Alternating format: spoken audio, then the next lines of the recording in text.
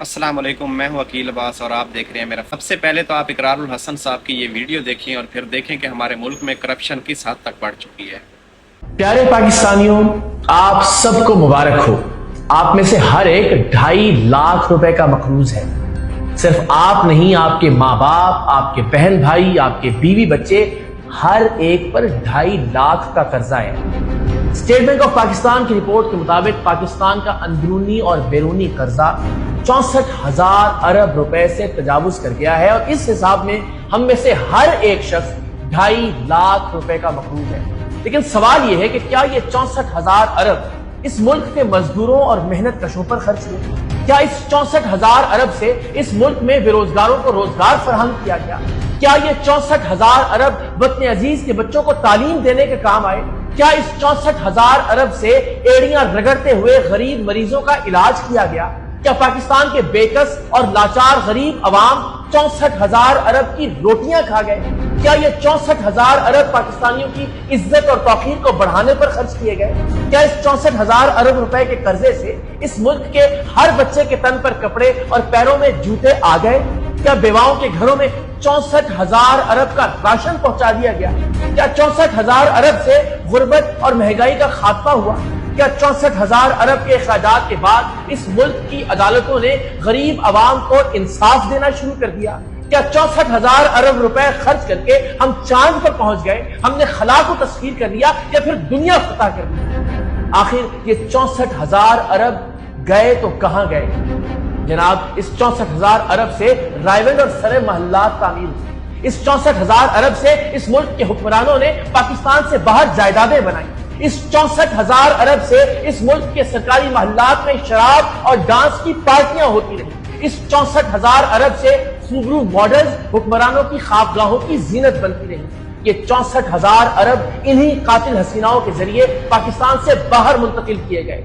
इस 64,000 अरब से अशराफिया के लिए बुलेट प्रूफ आर्मर्ड गाड़ियां खरीदी गई। इस 64,000 अरब से इस मुल्क के चौधरी, वडेरे, सरदार, मखदूम और नवाब मजीद मजबूत किए गए। ये 64,000 अरब इस मुल्क में सच की आवाज को दबाने और गरीब को उल्टा लटकाने पर खर्च हुआ और बदकिस्मती देखिए कि इस 64,000 अरब की अदायगी भी इसी गरीब, मजदूर और मेहनत कश को करनी है। यानी इस मुल्क में हूटर बजाते काफिलों में मौजूद हर गाड़ी आपके बच्चों के मुस्तकबिल को रौंदते हुए गुजरती है।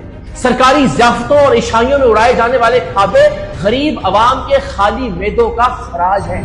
अरकान कौमी असम्बली और सेनेटर टीकर और बटेर नहीं, आपकी तरक्की और खुशहाली चबाते हैं। वजीरों और अफसरों की सरकारी लैंड क्रूजर्स में पेट्रोल नहीं, इस मुल्क के मजदूरों का खून जलता है। पाकिस्तान के मुगलई तर्ज के वज़ीर आज़म हाउस और महल्लात नुमा सरकारी रिहाइश गाहों की बुनियादें जमीन पर नहीं, आपकी हड्डियों पर उठाई जाती है।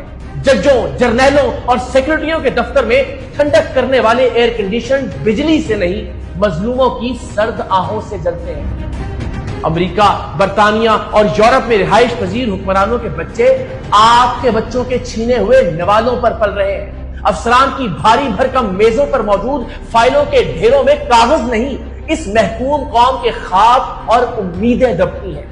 हैबतनाक और पुरशिकोह सरकारी इमारात में मखमली पर्दे नहीं, इस गरीब कौम की गैरत और इज्जत लटकती है। कमाल यह है कि हुक्मरानों के लिए फ्रांस से आने वाला मिनरल वाटर, उसकी कीमत भी आप और हम अदा करते हैं। इनके घोड़ों के मुरब्बे और इनके कुत्तों के बिस्किट भी इसी अवाम के खून पसीने से खरीदे जाते हैं। इनकी बेगमात के गुची और एलवी के बैग भी आपके और हमारे पैसों से आते हैं।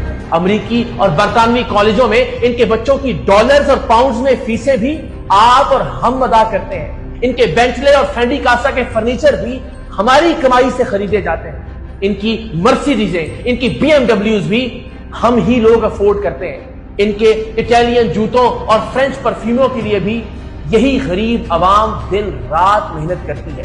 इनके सरकारी दौरों के बिल भी हमारे बिजली के बिलों में आते हैं और अवाम जो अपना पेट काट कर इनके अलल्ले तल्ले पूरे करने की कोशिश करते हैं, इन्हें खाने के लिए 2 वक्त की रोटी भी मुयस्सर नहीं। इन्हें अदालतों में इंसाफ नहीं, धक्के मिलते हैं। 64,000 अरब के कर्ज में से 1 रुपया भी इस मुल्क के अवाम पर खर्च नहीं होता, बल्कि अवाम पर तो इनके टैक्स के पैसे भी खर्च नहीं किए जाते। یہ بیچارے عوام، یہ قوم خیراتی اداروں کے بل پر چل رہی ہے۔ اس قوم کی اکثریت زکوٰۃ کے پیسوں سے علاج کرواتی ہے۔ اس قوم کے بچے NGOs کے اسکولوں میں پڑھتے ہیں۔